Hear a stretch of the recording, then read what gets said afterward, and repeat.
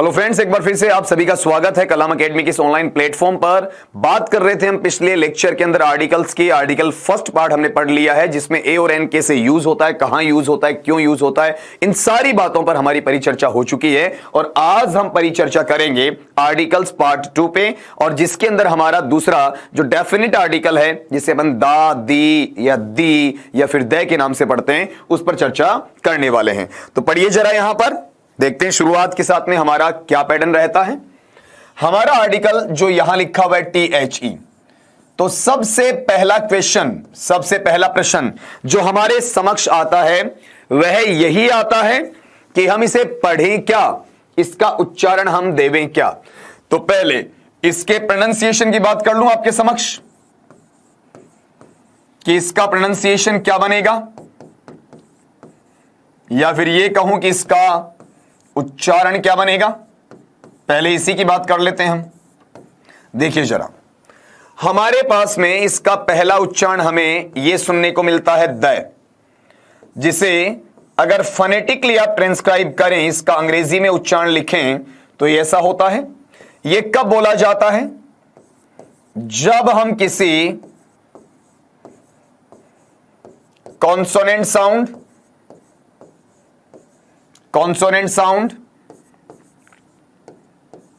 या फिर आपका व्यंजन ध्वनि अर्थात क, ख, ग, घड़, ऐसे क, ख, ग, घड़ या फिर क्षेत्र गे तक, यहां तक ये जो आवाजें आपकी चलती हैं, इनमें इनके पहले अगर THE आ गया तो क्या पढ़ा जाएगा? आपका द पढ़ा जाएगा। इसका एग्जाम्पल मैं आपको एक साथ ही करवाऊंगा मिक्स में, ताकि आपको अंदाजा हो जाए कि हम क्या पढ़ रहे हैं। दूसरा जो मेरे पास साउंड आता है वो लघु दी का आता है, जैसे ये टर्म दिया जाए आपका ये वाला। इसे हम ऐसा भी लिख सकते हैं, इससे कोई फर्क नहीं पड़ेगा, आपको कतई डरने की आवश्यकता नहीं है। ये अपना साउंड तब लिया जाता है जब हम इसे क्या पढ़ते हैं, आपका वाउल साउंड, अर्थात इसे क्या पढ़ा जाता है? आपका स्वर ध्वनि, जिसमें हम क्या पढ़ेंगे? आपका ए आ, ई उ ऊ, ए ऐ ओ औ इत्यादि। तो यहां पर द की बजाय से दी पढ़ा जाएगा। तीसरा पार्ट हम लेते हैं, यह है आपका दी, बड़े वाला। इसे हम पढ़ें तो फोनेटिकली या तो यूं पढ़ लें और या फिर आपका यूं पढ़ लें, बोथ आर करेक्ट, दोनों ही सही हैं। और यह हिस्सा हम कब काम में लेंगे? जब हम किसी सुपरलेटिव डिग्री की चर्चा करें, अर्थात श्रेष्ठात्मक स्तर या हीनात्मक स्तर की चर्चा करें, जिसमें हमें क्या मिले? रूट फॉर्म या जड़वत रूप के साथ में आपको आर मिलता है, ER मिलता है, IER मिलता है आपका, वो तो जाता है कंपैरेटिव में, इसको नहीं लेना आपको। ये हिस्सा किस में जाता है? आपका कंपैरेटिव में। आपको यहां पर लेना क्या पड़ेगा वो चेक करिए। जैसे इसमें आपके पास में ST हो सकता है, या फिर आपका EST हो सकता है, या फिर आपका IEST हो सकता है। ये मैं एक जगह क्रॉस मार्क लगाता हूं, एक जगह सही का मार्क लगाता हूं, तो वो कंपैरिजन करवाता हूं आपसे कि ये नहीं लेना है और ये लेना है। अगर रूट फॉर्म के साथ RER IER है तो वो कंपैरेटिव में होता है। रूट फॉर्म के साथ आपका ST EST IEST है तो वो आपका सुपरलेटिव में होता है। ठीक है, ये टर्म इसमें आ गया। अब यहां पर ये जो हमारी चर्चा हुई है, इसी चीज को आप दूसरे मैनर में भी लेकर जा सकते हैं। जैसे मैं आपको ये कह दूं यहां पर कि मुझे क्या मिले? आपका मोस्ट मिले, और मोस्ट के साथ में क्या मिले? रूट फॉर्म मिले। मोस्ट के साथ में रूट फॉर्म मिले तो भी वो सुपरलेटिव बनता है। वहां पर क्या पढ़ा जाएगा? दी पढ़ा जाएगा। हम क्यों ना इन तीनों के एक एक एग्जाम्पल यहां करते हैं, इस साइड में, ऊपर की साइड में लिख देता हूं, जहां आपको पता चल जाए कि कौन सा कब क्या पढ़ा जाएगा। मैंने साउंड यहां पर लिया THE, फिर यहां पर लिख दिया आपका स्टूडेंट। अब आप परखेंगे इसमें स्टूडेंट में साउंड किसका है? से का। तो से कौन सा साउंड है? आपका कॉन्सोनेंट साउंड है। तो मैं इसे क्या पढ़ूंगा यहां पर? The student. और अगर मैं यहां पर ऐसा लिखता हूं आपका द, और ये दी में कन्वर्ट करना है, तो मैं आगे वर्ड चेंज करके ऐसा लिख दूंगा एलिफेंट। एलिफेंट। अब यहां चेक करिएगा, आगे जो मुझे साउंड मिल रहा हो किसका है? ए का है। एक कॉन्सोनेंट साउंड है या वाउल साउंड है? वाउल साउंड है, स्वर ध्वनि है। तो ऑब्वियसली यहां इसे क्या पढ़ा जाएगा? दी पढ़ा जाएगा, लघु। अब ये जब आप बोलते हैं द और आप बोलते हैं दी, तो इनमें थोड़ा सा फर्क है। द बोलने का मतलब आपका जो टंग है, आपकी जो जीभ है, उसकी जो टिप नोक होती है वो कहां जाती है? द। आपका जो अपर टीथ है, ऊपर वाले दांत होते हैं, उनके अंदर की साइड में जो टीथ रिज है, जो खुरदरे से मसूड़े उनकी जड़ होती हैं, वहां हल्का सा स्पर्श करती है, एक लाइट टच देती है, वो द पढ़ा जाएगा। और जब आप पढ़ते हैं छोटे वाला दी, तो उसमें आपकी टंग टिप है, वो आपके तालू को, अंदर की साइड में आपके तालू को ऊपर से हल्का सा नोक से टच करती है, जिसे सॉफ्ट पैलेट का एरिया बोला जाता है। और जब आप पढ़ते हैं लास्ट वाला, जैसे सुपरलेटिव की अपन बात करते हैं कि मैंने लिखा the best, good better best या वेल बेटर बेस्ट। अब ये डिग्री कौन सी है आपकी? वहां पर सुपरलेटिव है।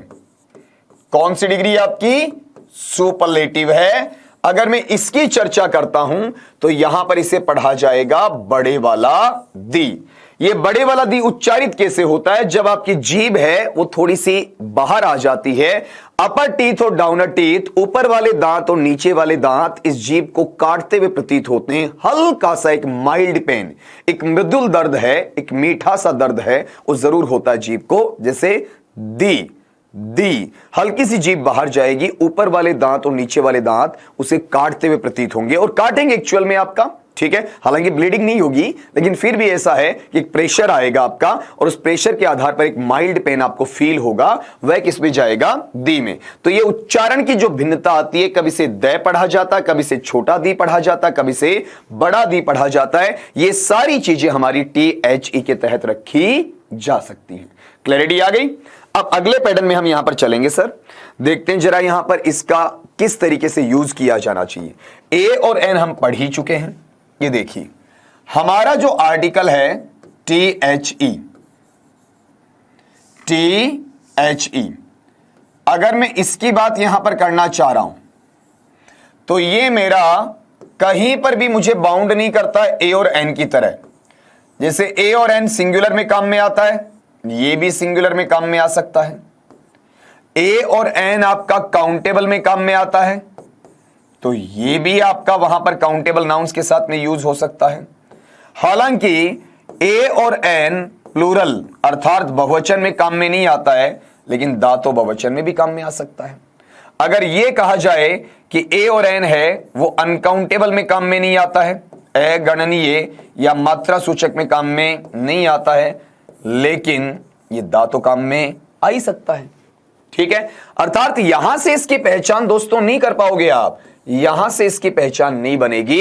ये सिंगुलर नाउन के साथ आता है, ये काउंटेबल नाउन के साथ आता है, ये प्लूरल नाउन के साथ आता है, ये अनकाउंटेबल नाउन के साथ आता है। सभी प्रकार के संज्ञा शब्दों के साथ इसका प्रयुक्तिकरण होता है, इसका प्रयोग होता है, इसका क्रियान्वयन होता है। मात्र एक चीज आपको ध्यान में रखनी है, और वो कौन सी आपकी, कि THE दा का जो प्रयोग है, THE जो दा का प्रयोग आपका बनता है, वो हमेशा उन नाउन्स के लिए होगा जो नाउन्स आपके कैसे होने चाहिए, डेफिनिट होनी चाहिए, निश्चित होनी चाहिए। ए और एन के मुकाबले केवल यही चीज हैं जो इसे क्लियर करवाती हैं, बाकी कोई भी स्थिति यहां इसे क्लियर नहीं करवाती है। तो दोस्तों एक बार इसे रिपीट कीजिएगा, क्या कहना चाहा मैंने, कि दा है उसका यूज सिंगुलर के पहले हो सकता है, काउंटेबल के पहले हो सकता है, प्लूरल के पहले हो सकता है, अनकाउंटेबल के पहले हो सकता है, लेकिन इसकी बाध्यता, इसकी ऑब्लिगेशन एक ही जगह है, और वो जगह कौन सी? आपकी डेफिनेट जगह है। अब इसमें कौन कौन से पॉइंट्स इसके बनेंगे उस पर हम चर्चा करेंगे। पहला पॉइंट हमारा यह बनेगा, अगर मुझे ब्लैंक स्पेस या खालिस्तान के बाद में सेम मिले या फिर ओनली मिले, इन दोनों शब्दों में से कोई एक शब्द मुझे दिया जाए, या तो सेम दिया जाए या ओनली दिया जाए, जो मुझे किस पैटर्न के लिए आता है? असर्ट करने के लिए आता है, या फिर मेरे लिए प्रेशर अर्थात दबाव डालने के लिए काम में लिया जाता है। तो ऐसी स्थिति में यहां टर्म अपना क्या रहेगा? आपका दा ही रहेगा। बताओ क्या रहेगा? दा रहेगा। फिक्सेशन 100% आपका। इसमें मुझे ये नहीं देखना काउंटेबल है कि अनकाउंटेबल है कि सिंगुलर है या फिर प्लूरल है, ऐसा कोई इश्यू नहीं आएगा। मैं फॉर एग्जांपल यहां लिख रहा हूं आपका, I found blank space same item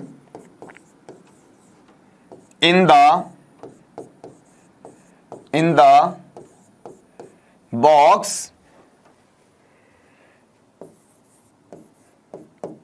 which was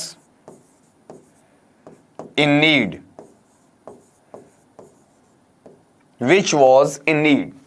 मुझे उस बक्से में, उस संदूक में वही आइटम मिला जिसकी मुझे आवश्यकता थी, जो मुझे वहां चाहिए था।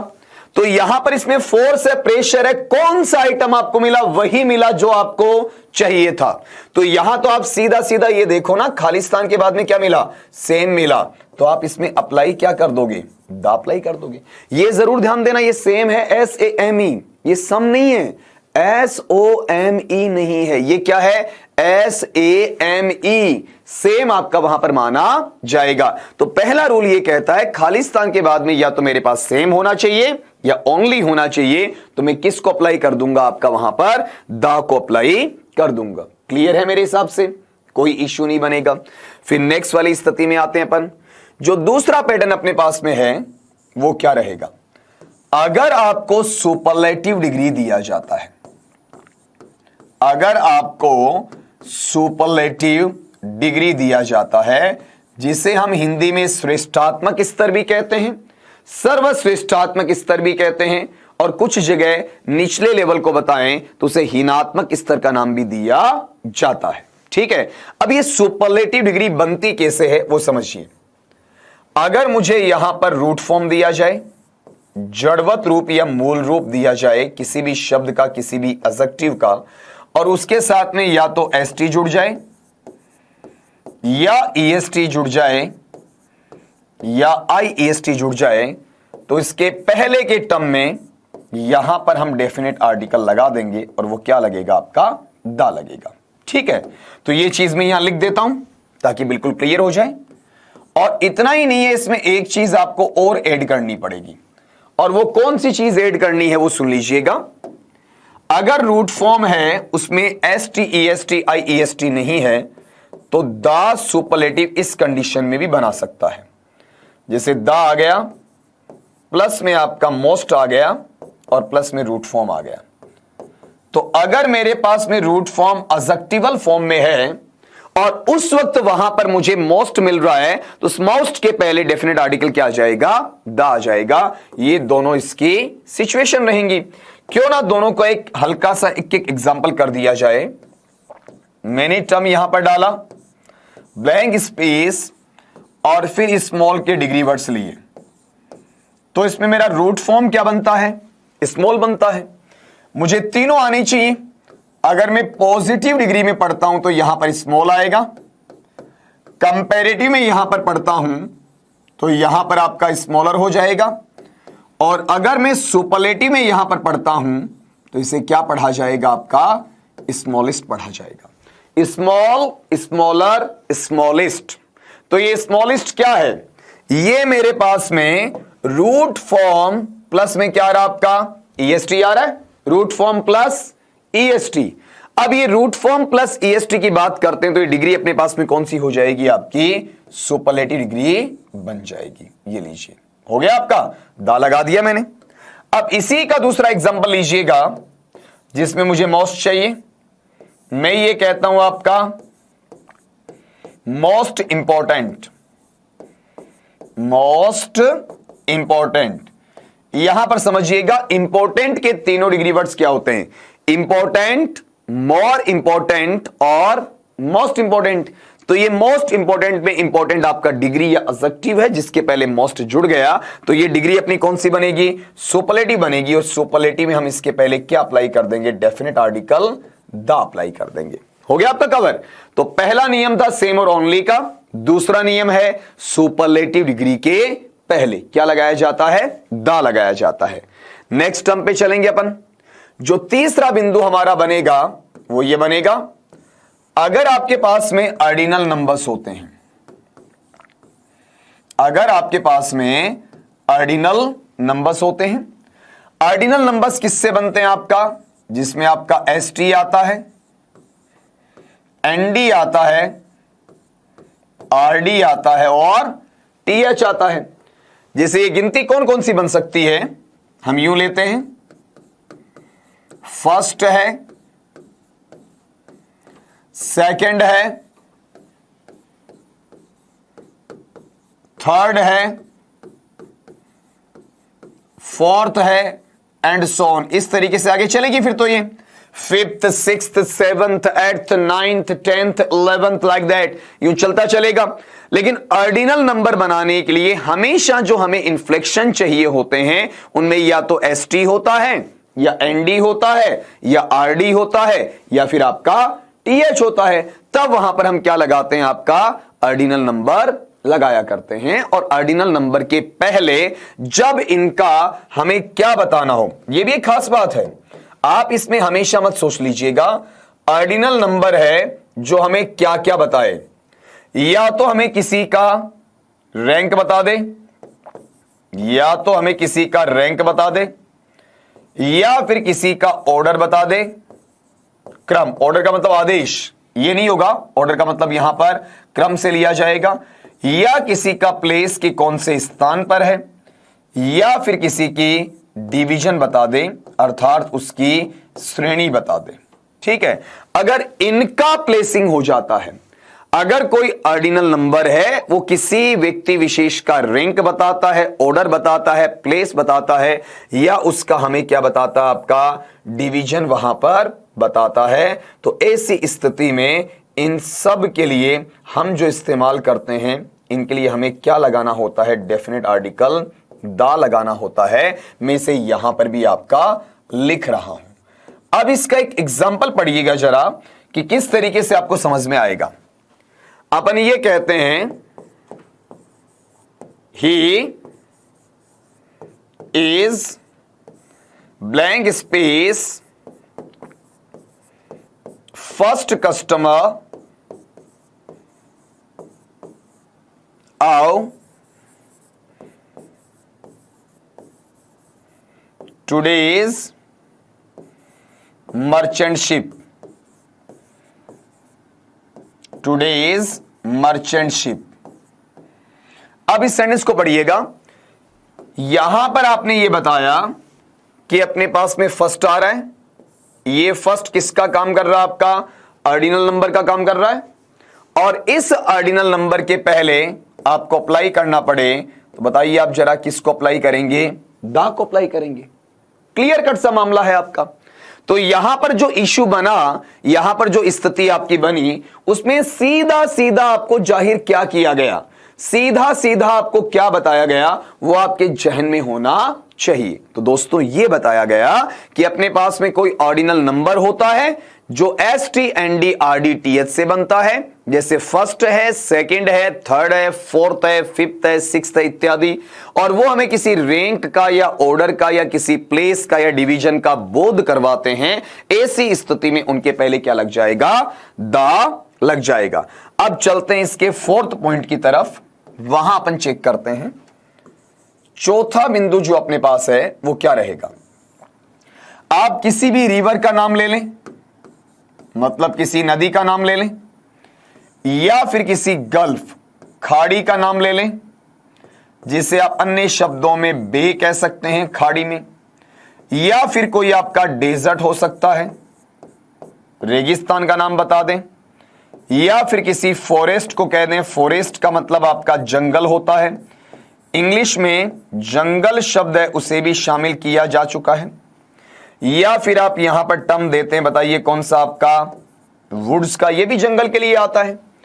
या आप किसी सी, सागर का नाम बताते हैं, या फिर आप किसी ओशन, महासागर का नाम बताते हैं, या फिर आप किसी कॉन्टिनेंट, कॉन्टिनेंट का मतलब आपका प्रायद्वीप का नाम बताते हैं, या फिर आप किसी पॉलिटिकल पार्टी, किसी राजनीतिक दल का जो कि मान्यता प्राप्त होना चाहिए उसकी बात वहां पर करते हैं, या फिर आपका कोई रिलीजियस क्रिएशन है, धार्मिक कृति है, चाहे वो छोटी है या फिर आपका बड़ी है। जैसे आप कहते हैं मुसलमानों के लिए कुरान शरीफ है, हिंदुओं के लिए श्रीमद् भगवत गीता है, ईसाइयों के लिए Bible the new testament the old testament है, ठीक है। या फिर ये कहें कि अपने पास में ईसाइयों के अलावा, हिंदुओं के अलावा, मुस्लिमों के अलावा सिखों के लिए कहें तो आपने कहा गुरु ग्रंथ साहिब है। या फिर हम ये कह सकते हैं छोटे से छोटा, जैसे कोई गायत्री मंत्र हो सकता है, हनुमान चालीसा हो सकता है, शिव की आरती हो सकती है, गणेश जी की आरती हो सकती है, या फिर आप कुरान शरीफ में आयत की बात कर सकते हैं, संस्कृत में किसी पवित्र श्लोक की बात कर सकते हैं, ठीक है। या फिर ऋग्वेद, यजुर्वेद, अथर्ववेद या सामवेद की बात करते हैं, पुराण की बात करते हैं, आरण्यक की बात करते हैं, उपनिषद की बात करते हैं, ऋचाओं की बात करते हैं, संहिताओं की बात करते हैं इत्यादि। लेकिन उसमें जो पुट है ना आपका, वो पुट किसका आना चाहिए, आपका रिलीजियस क्रिएशन का आना चाहिए। या फिर आप किसी एपिक, एपिक का मतलब आपका महाकाव्य है, उसकी बात करते हैं। ये जो चीजें आपके समक्ष आ रही हैं, इन सब के नाम से पहले हम क्या लगाएंगे, आपका दा का यूज करेंगे। अब इन सब का यहां पर एग्जाम्पल लिखना जरूरी नहीं है, मैं एक एक दो नाम आपको गिनवाता चलूंगा ताकि आपको अंदाजा हो जाए कि हमें वहां पर क्या सीखना है। जैसे गंगा रिवर तो द गंगा आ जाएगा, भाई बंगाल की खाड़ी, अरब सागर की खाड़ी, दा लग जाएगा। सहारा का रेगिस्तान है, गोबी का मरुस्थल है, थार का रेगिस्तान है, दा लग जाएगा, ठीक है। आर्डन का जंगल है, दा लग जाएगा। आपने कहा लाल सागर, काला सागर, दा लग जाएगा। प्रशांत महासागर, हिंद महासागर, दा लग जाएगा। महाद्वीप में एशिया है, अमेरिका है, आपका दा लग जाएगा, ठीक है। यहां पर आप ये कहते हैं कोई राजनीतिक दल है, भारतीय जनता पार्टी है, ठीक है, या फिर आपका कांग्रेस पार्टी है, तो उनके पहले दा लग जाएगा। रिलीजियस क्रिएशन पे अपन ने बात कर ही ली है। अगर मैं एपिक की बात करना चाहूं तो आप ये कहते हैं महाभारत है, रामायण हो सकता है, या फिर आप ये कहें कि इलियड है, ओडेसी है, पैराडाइज लॉस्ट है, पैराडाइज रिगेंड है, इत्यादि इत्यादि। उन सब के पहले हम क्या लगा देंगे, दा लगा देंगे। तो हल्का सा रिपीट करना किस किस की बात कर रहा हूं। हमें किसी रिवर का, गल्फ का, बे का, डेजर्ट का, फॉरेस्ट का, जंगल का, वुड्स का, सी का, ओशन का, कॉन्टिनेंट का, पॉलिटिकल पार्टी का, रिलीजियस क्रिएशन का, या फिर किसी एपिक का नाम दिया जाए, उन सब के पहले हम किसका इस्तेमाल कर सकते हैं, दा का इस्तेमाल कर सकते हैं। अगली पैटर्न पे चलेंगे अपन। हां जी, यहां पर जो अपने पास में पांचवा पैटर्न है उसमें सीखिएगा जरा। अगर हम किसी पॉपुलर न्यूज़पेपर, किसी पॉपुलर न्यूज़पेपर अर्थात जो लोकप्रिय समाचार पत्र होता है, या फिर आप ये कह सकते हैं पॉपुलर मैगजीन, पॉपुलर मैगजीन जैसे लोकप्रिय पत्रिका होती है, तो उनके नाम से पहले भी हम लगाएं तो क्या लग जाएगा, आपका दा लग जाएगा, ठीक है। इस टर्म को जरा आपको चेक करना है, ये लीजिएगा। जैसे सपोज कीजिए आपने ये बताया वहां पर द हिंदू हो सकता है, द हिंदुस्तान टाइम्स हो सकता है, द टाइम्स ऑफ इंडिया हो सकता है, द दैनिक भास्कर हो सकता है, द राजस्थान पत्रिका हो सकता है, द दैनिक अंबर हो सकता है, द अमर उजाला हो सकता है, द पंजाब केसरी हो सकता है, द दैनिक नवज्योति हो सकता है, ठीक है। बाहर के न्यूज़पेपर्स की बात करें द डॉन हो सकता है, ठीक है। इस टाइप के न्यूज़पेपर्स जो कि पॉपुलर होने चाहिए, यह कोई लोकप्रिय पत्रिका हो सकती है, जैसे आपका क्रोनोलॉजी हो सकता है, प्रतियोगिता दर्पण हो सकता है, प्रतियोगिता साहित्य हो सकता है, सक्सेस मिरर हो सकता है आपका, ठीक है, इंडिया टुडे हो सकता है। ऐसी जो पॉपुलर मैगजीन होती हैं उनके पहले दा लगेगा। इसमें एक टर्म शामिल कर सकते हैं, जहां मैगजीन का नाम आता है वहां आपको यह टर्म भी जोड़ना पड़ता है, जिससे अपन क्या कहेंगे, आपका कोई पॉपुलर जर्नल होता है। अब ये जो आपकी पत्रिकाएं होती हैं, ये आपकी पत्रिकाएं पाक्षिक हो सकती हैं, साप्ताहिक हो सकती हैं, मासिक हो सकती हैं, त्रैमासिक हो सकती हैं, अर्धवार्षिकांक हो सकती हैं, या फिर वार्षिकांक भी आपकी बन सकती हैं। इनके पहले हम किसका इस्तेमाल कर सकते हैं? दा का इस्तेमाल कर सकते हैं। अगली चीज देखिएगा, अगर मैं कहता हूं कि मुझे किसी पॉपुलर ट्रेन का नाम देना है, किसी पॉपुलर ट्रेन अर्थात लोकप्रिय रेलगाड़ी का नाम देना है, जिसमें जनरली आप यहां पर टर्म डालेंगे, तो ये जो टर्म आपके पास आएगा, ये टर्म बताइए किसका रहेगा? आपका एक्सप्रेस का। शताब्दी एक्सप्रेस है, हजरत निजामुद्दीन एक्सप्रेस है, पूजा जम्मू तवी एक्सप्रेस है, जाखड़ एक्सप्रेस है, आपका इंटरसिटी एक्सप्रेस है, मदुरई एक्सप्रेस है, चेन्नई एक्सप्रेस है। इस तरीके से किसी भी ट्रेन के नाम के साथ में एक्सप्रेस जुड़ गया और आपसे आर्टिकल पूछ लिया गया, तो 100% है, ये एक डेफिनेसी रहेगी कि इसके पहले हर हाल में क्या अप्लाई होगा? वहां पर दा अप्लाई होकर ही रहेगा, अर्थात उसमें दा लगेगा ही लगेगा। इसमें नाम लिखने की आवश्यकता नहीं है, सीधा सीधा आपको पता वहां पर चल जाएगा। अगली चीज हम यहां पर लेते हैं, उसके अंदर हमें क्या चाहिए? आपका डायरेक्शन चाहिए, यानी दिशाओं के नाम वहां पर बताए जाते हैं। तो यहां पर जो टर्म हमें लेना है, वो टर्म आएगा आपका डायरेक्शंस के लिए, दिशाओं के लिए आएगा। और ये दिशाएं बनती किससे हैं? एक वर्ड से बनती हैं, और उस वर्ड को अपन बोलते हैं NEWS। बना कैसे? आपका आप पढ़ते हैं आपका जियोग्राफी के अंदर, इस तरीके से पढ़ते हैं ना आपका। तो यहां पर क्या है? आपका उत्तर है, दक्षिण है, पूर्व है, और आपका पश्चिम है, यही तो बनेगा। तो यहां पर अपने पास में उत्तर दिशा के लिए N लगा दिया, पूर्व दिशा के लिए E लगा दिया, ठीक है। फिर आपका पश्चिम दिशा के लिए W लगा दिया, और दक्षिण दिशा के लिए आपने क्या कर दिया? S लगा दिया। तो उत्तर, दक्षिण, पूर्व और पश्चिम। अब इनसे दिशाएं निकाल लो आप। जैसे आपने यहां पर पहले इन प्रपोजिशन दे दिया जी, और इनके बाद में आपने यहां पर क्या लिखा? N के लिए नॉर्थ लिख दिया, ठीक है। और इसी नॉर्थ उत्तर के लिए आपने दूसरा शब्द भी बना दिया। वो कौन सा ले लिया? आपका नॉर्दर्न ले लिया, उत्तरी। फिर आपने अगला लिया ई, तो ई से आपका क्या बना? ईस्ट बन गया। ई से आपका क्या बन जाएगा वहां पर? ईस्ट, पूर्व के लिए।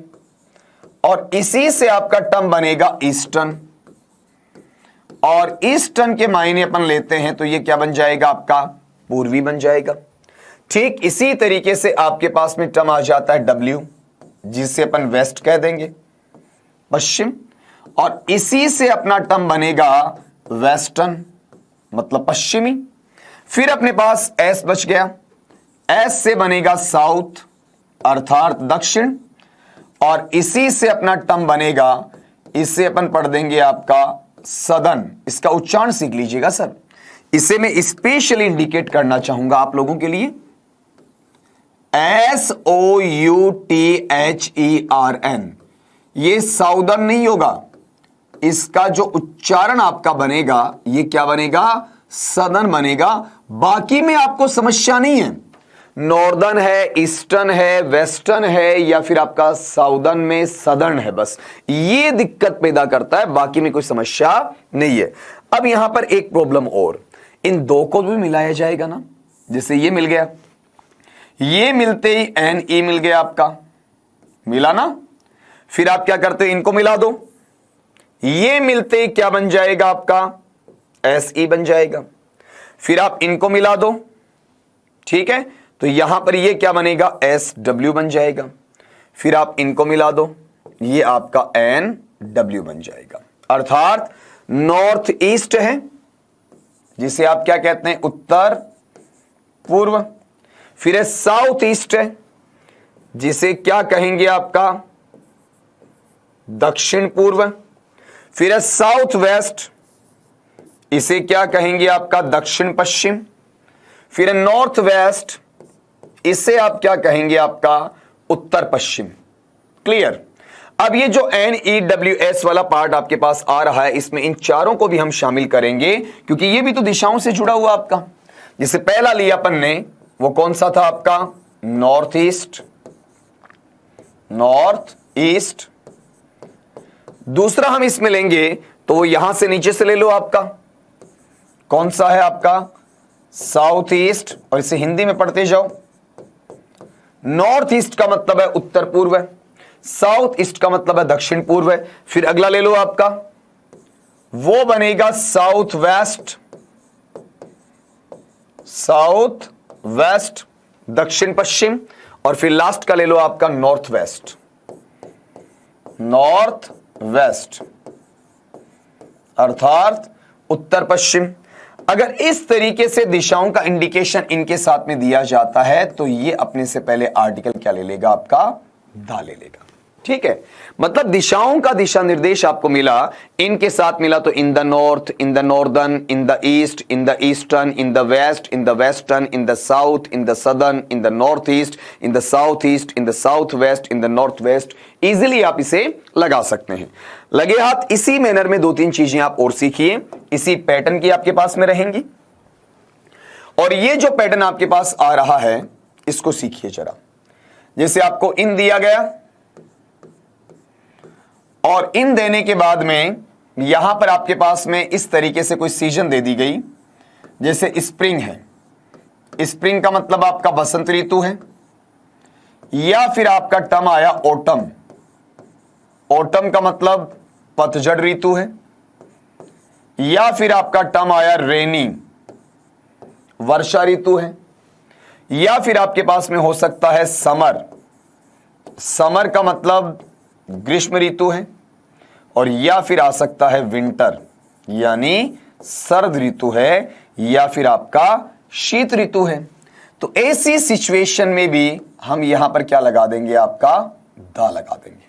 ठीक है, ये जो सारे के सारे नाम आपके आ रहे हैं ना इधर से, ये सारे नाम दोस्तों किसके हैं, आपके सीजन्स के हैं। बताओ किसके नाम है, आपके सीजन्स के, अर्थात ऋतुओं के नाम है आपके। और इन्हीं के आधार पर यह चीज आपकी अप्लाई की जाती है। तो यहां पढ़िएगा, in the spring, in the autumn, in the rainy, in the summer, in the winter. ये हमारे पास में सीजन्स या फिर ऋतुओं के नाम से जाने जाते हैं। और यहां पर इन्हीं टर्मिनोलॉजी के साथ में हम इनको वहां पर एक्चुअली रख सकते हैं। In the spring, in the autumn, in the rainy, in the summer, in the winter में रख सकते हैं। अब इसी पैटर्न को आगे बढ़ाएंगे और यहां ये सीखते हैं कि ऐसा कुछ नियम और भी है क्या। बिल्कुल है दोस्तों। अगर आप टाइम पॉइंट को लेते हैं वो भी इनके साथ लेते हैं, जैसे यहां पर दे दिया गया इनके साथ में मॉर्निंग अर्थात सुबह लिख दिया गया, या फिर ऐसा लिखा गया इनके साथ में इवनिंग, शाम का समय बता दिया गया, या फिर इनके साथ में आपको दे दिया गया आफ्टरनून अर्थात दोपहर का समय दे दिया गया, या फिर आपका इनके साथ में टर्म दे दिया गया कौन सा, नाइट अर्थात रात्रि का समय दे दिया गया। अगर इस टर्म को हम लेते हैं तो यहां पर ये अपने साथ में क्या ले लेगा, बताओ देखें, दा ले लेगा। क्या बनेगा, in the morning, in the evening, in the afternoon, in the night आ जाएगा। क्लियर, आसान सा था ना। अगला इसमें ऐड और करते हैं अपन। अगर मेरे पास में कोई भी यूनिक ऑब्जेक्ट होता है, ध्यान दीजिएगा, कोई भी यूनिक ऑब्जेक्ट, कोई अद्वितीय वस्तु है, अनुपम वस्तु है, कोई अनोखी वस्तु है, दुर्लभ है। जैसे आप ये कह सकते हैं कि सूर्य, पृथ्वी, चंद्रमा, आकाश, पाताल, ब्रह्मांड, इंद्रधनुष इत्यादि, ये सारे किसमें आते हैं, यूनिक ऑब्जेक्ट में आते हैं। मैं कुछ लिख देता हूं आपके लिए। जैसे सूर्य के लिए अपन सन कह सकते हैं, चंद्रमा के लिए हमारा टर्म मून हो सकता है, पृथ्वी के लिए हम इंग्लिश में अर्थ लिखते हैं, आकाश या आसमान के लिए, गगन के लिए अपन वहां पर स्काई लिखते हैं आपका, ठीक है, या फिर ब्रह्मांड है तो उसके लिए आपका यूनिवर्स लिखा जा सकता है, या फिर आपका इंद्रधनुष है तो उसके लिए अपना टर्म रेनबो हो सकता है इत्यादि। अगर इस तरीके से आपको टर्म वहां पर दिया जाता है, सूर्य, पृथ्वी, चंद्रमा, आकाश, पाताल, ब्रह्मांड, इस तरीके से, तो यहां पर इन सब के पहले हम किसको अप्लाई करते हैं जी, आपका दा को अप्लाई करते हैं। जैसे दा सन हो जाएगा, दा मून हो जाएगा, दा अर्थ हो जाएगा, दा स्काई हो जाएगा, दा यूनिवर्स हो जाएगा, दा रेनबो हो जाएगा। ठीक है, अब इसी बात को आगे बढ़ाइए जरा। यहां पर हम ये भी कह सकते हैं, ये जो पिछला टर्म आया उसी से मिलता जुलता पार्ट आपका मैं लेना चाहूंगा, और ये क्या बनेगा, अगर मुझे 7 वंडर्स ऑफ द वर्ल्ड की बात बतानी हो, ध्यान से सुनिएगा, 7 wonders of the world, 7 wonders of the world का मतलब है दुनिया के जो 7 अजूबे हैं, दुनिया के 7 अजूबे, जैसे अपन ये कहते हैं the great wall of China, चीन की महान दीवार है, एफिल टावर हो सकता है, आपका ताजमहल हो सकता है, ठीक है, या फिर अपन कहें कि इसी तरीके से बाकी जो आपके वहां पर दुनिया के 7 अचंभे या आश्चर्य हैं, उन सब के पहले हम क्या लगाएंगे, आपका दा लगाएंगे, उनका इस्तेमाल वहां पर किया जाएगा, ठीक है। ये टर्म किस में आएगा, आपका वहां पर दा में आ जाएगा। अभी जो हम पढ़ते चल रहे हैं इन सब में खास बात है कि ये आने पर दा लगेगा ही लगेगा, यहां पर दा इनके साथ में आपको लगाना ही पड़ेगा। इसमें कहीं कोई मीन मेक नहीं है, कहीं कोई आपका चेंजेस नहीं है। अब थोड़ा सा पैटर्न बदलते हैं अपन, देखो अब ये तो फिक्सेशन वाले हो गए, अब बिना फिक्स वाले पढ़ते हैं जिनमें कुछ नियमावली भी लगती है आपकी। जैसे आपको यह कहा गया कि कोई नाउन वर्ड है, कोई संज्ञा शब्द है, अगर वह संज्ञा शब्द आपका फर्स्ट टाइम आता है, पहली बार आता है, और वो हमारे लिए एक तरीके से कैसा है, आपका अननोन है, अनजान है, हम उससे अपरिचित हैं, और वो टर्म अपने लिए कैसा है जी, आपका इंडेफिनिट है। बताइए किसका है, आपका इंडेफिनिट, अनिश्चित अवस्था का माना जाता है। तो वहां पर यह इंडेफिनिट होने की वजह से या तो इसमें क्या लग जाएगा, आपका साउंड के अनुसार ए लग जाएगा, या फिर हमारा इसमें साउंड के अनुसार क्या लग जाएगा, एन लग जाएगा। या तो ए आ जाएगा और या फिर इसमें एन आ जाएगा।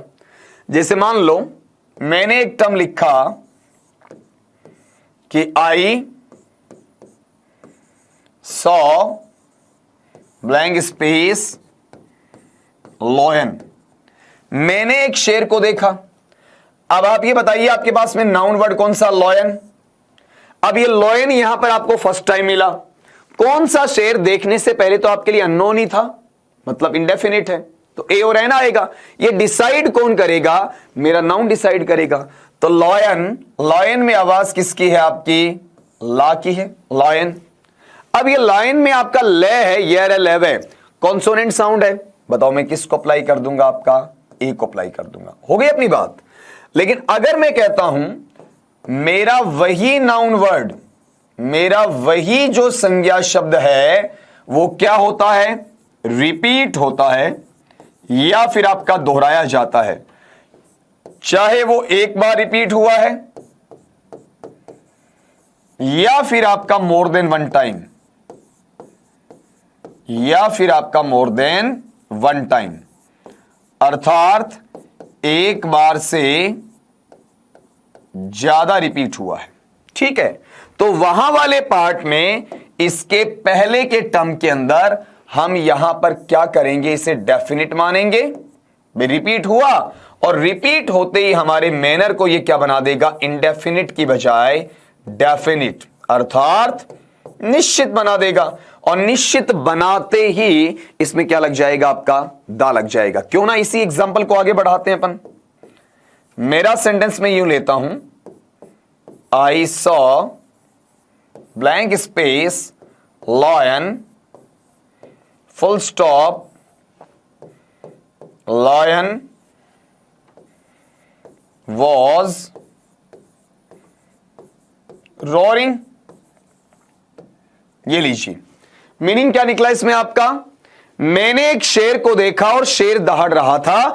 पहली बार आप ये बताते कि मैंने शेर को देखा, कौन सा शेर देखा, कैसा शेर, ये आपके लिए निश्चित नहीं बल्कि अनिश्चित था। तो आपने लाइन में ले की आवाज लेते हुए सिंगुलर काउंटेबल इंडेफिनिट अवस्था में ए लगा दिया। लेकिन अगली बार आपने पढ़ा कि लायन वॉज रोरिंग, शेर दहाड़ रहा था।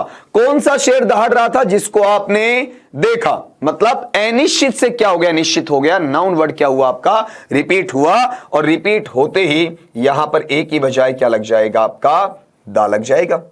अरे बचपन में आप कहानियां पढ़ते थे, once upon a time there was a crow, एक बार की बात है एक कौवा था, एक क्रो आया ना। अब या तो पूरी कहानी में आगे क्या होगा आपका, भाई सीधा इट लगा दोगे आप, और या फिर जितनी बार आप क्रो काम में लोगे उतनी बार क्या आएगा, आपका दा आएगा। वो किसका पार्ट है, आपका नाउन के रेपिटेशन का। इसका सीधा सीधा संबंध है, वो ये है संज्ञा की पुनरावृत्ति से लिया जाता है या संज्ञा शब्द के रिपीट करने से लिया जाता है। ठीक है, तो ये नाउन रेपिटेशन है, ये किस में चला गया बताओ, देखिए आपका वहां पर दा में चला गया। फर्स्ट टाइम नहीं लेगा, second time, third time, fourth time, जितनी दफा आएगा उतनी दफा ये दे लग गया। जैसे मान लो कि मैंने लिखा I saw a lion, the lion was roaring, और फिर मैं ये कह दूंगा आपका कि भाई the lion was in an attacking mood. अब तीसरी बार भी आएगा तो वो अगली बार ए नहीं बल्कि क्या लेगा, आपका दा ही लेगा। तो अभी जो हमने आज की क्लास है उसको आगे बढ़ाया पीछे वाली क्लास के मैनर से लेते हुए, तो वो अपना पार्ट किसका था आपका, वहां पर आर्टिकल्स का था। और आर्टिकल का सेक्शन कौन सा आपका, सेकंड सेक्शन था, जिसमें हमने चर्चा की यहां पर वो किसकी की देखिए जरा। हमने सबसे पहले ये पढ़ा कि हमारे पास में प्रोनाउंसिएशन THE का क्या होता है, दे कब होता है, छोटा दी कब होता है, बड़ा दी कब होता है आपका। उसके बाद में हमने ये देखा कि दा का प्रयोग सिंगुलर, काउंटेबल, प्लूरल, अनकाउंटेबल सभी में होता है। फर्क क्या है ए और एन से कि ए और एन इसके इंडेफिनिट होते हैं और ये THE आपका डेफिनिट होता है। फिर अगली बात ये थी, पहले नियम में सेम या ओनली अगर असर्ट करने के लिए, प्रेशर डालने के लिए, फोर्स डालने के लिए, दबाव डालने के लिए आता तो अपने से पहले दा लेते हैं। उसके बाद का हिस्सा इसमें यह था सुपरलेटिव डिग्री के पहले भी आपका दा लगाया जाता है। नेक्स्ट इसमें यह था कि ऑर्डिनल नंबर जो ST, ND, RD, TH से बनते हैं उनके पहले जो कि रैंक, ऑर्डर, प्लेस या डिवीजन को बताते हैं तो दा लगेगा आपका। फिर अगला मैनर अपने पास में था river, gulf, bay, desert, forest, jungle, wood, sea, ocean, continent, political party, religious, creation या एपिक के नाम से पहले भी आपका दा लगेगा। फिर अगला मैनर था पॉपुलर न्यूज़पेपर, पॉपुलर मैगजीन या पॉपुलर जर्नल्स के नाम से पहले भी आपका दा लगेगा। फिर अगला मैनर था पॉपुलर ट्रेन, जिसे आप एक्सप्रेस के साथ में जोड़ते हैं तो दा लेगा। फिर नेक्स्ट चीज अपने पास में थी डायरेक्शंस आ जाते हैं जैसे इनके साथ में, तो नॉर्थ है, नॉर्दर्न है, ईस्ट है, ईस्टर्न है, वेस्ट है, वेस्टर्न है, साउथ है, सदर्न है, नॉर्थ ईस्ट है, साउथ ईस्ट है, साउथ वेस्ट है, नॉर्थ वेस्ट है, तो ये अपने लिए इनके बाद में दा ले लेगा। फिर अगला हिस्सा इसके पास में आ रहा है इनके साथ में, जैसे यहां पर स्प्रिंग है, ऑटम है, रेनी है, समर है या फिर विंटर है, इनके पहले क्या लग जाएगा आपका दा लग जाएगा। फिर अगला सेक्शन है इनके बाद में, यहां पर मॉर्निंग है, इवनिंग है, आफ्टरनून है या फिर नाइट है, तो ये भी अपने साथ में दा ले लेगा। फिर अगला जो सेक्शन है यूनिक ऑब्जेक्ट्स के अंदर अपने पास में मैं यहां पर ऑब्जेक्ट लगा देता हूं एक से ज्यादा है, जैसे सूर्य, पृथ्वी, चंद्रमा, आकाश, पाताल, ब्रह्मांड, इंद्रधनुष इत्यादि, इनके पहले भी आपका दा लग जाएगा। फिर नेक्स्ट बात ये हुई अपनी कि जो 7 वंडर्स ऑफ द वर्ल्ड है, दुनिया के जो 7 अचंबे हैं, अजूबे, उन सब के नाम से पहले दा लगेगा। और अगला सेक्शन ये आया कि पहली बार नाउन आता तो इंडेफिनिट आते हुए साउंड के अकॉर्डिंग ए या एन लगा दिया जाता है, और अगर वही नाउन बार बार रिपीट होता, चाहे दूसरी बार, तीसरी बार, चौथी बार, पांचवी बार, कितनी बार भी रिपीट होता है, जब जब वो आपका रिपीट होता है तब तब उसके पहले वहां पर क्या लग जाता है, आपका दा लग जाता है। ठीक है, अब ये जो टर्मिनोलॉजी आपके पास में आई, तो यहां पर आपने देखा होगा कि हमने आर्टिकल्स के अंदर जो बड़े वाला हिस्सा है THE वाला, उसे लगभग आधा कवर कर लिया है, और जो इसका बचा हुआ सेक्शन अपने पास आएगा उसे अपन जल्दी ही कवर करेंगे इसके नेक्स्ट लेक्चर के अंदर। तो अब आपने अपने आप में मजबूती महसूस की होगी कि हां सर, हम ए और एन का सवाल तो बिना किसी झिझक के निकाल सकते हैं, और दा है उसके अंदर भी हमारा कॉन्फिडेंस है वो इंप्रूव हुआ है कि इस सवाल को अटेम्प्ट करने से हम चूकेंगे नहीं। तो इसके बारे में हम चर्चा करेंगे अगली क्लास में। तब तक के लिए सभी साथियों को मेरी तरफ से नमस्कार।